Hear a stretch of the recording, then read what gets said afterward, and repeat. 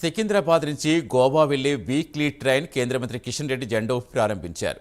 గోవాకు నేరుగా రైలు కనెక్టివిటీ ఏర్పాటు చేసి సంతోషంగా ఉందన్నారు. ప్రస్తుతం రైల్వే లైన్లు గణనీయంగా పెరిగాయని, చర్లపల్లి రైల్వే స్టేషన్ త్వరలో ప్రారంభిస్తామని ప్రకటించారు.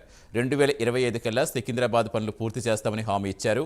దేశంలో ఢిల్లీ కంటే ఎక్కువ వందే భారత్ రైలు నడుస్తున్నాయని తెలిపారు.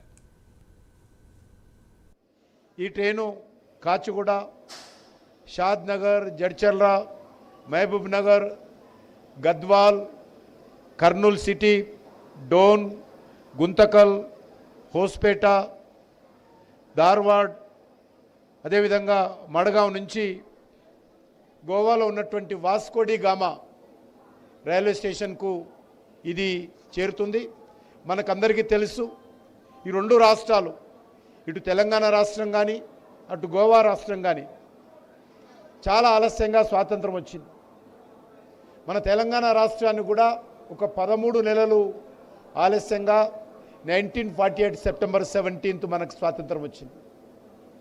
అదేవిధంగా మన యొక్క గోవా రాష్ట్రానికి కూడా 1961 19th డిసెంబర్ అది కూడా చాలా ఆలస్యంగా స్వాతంత్రం లభించడం జరిగింది.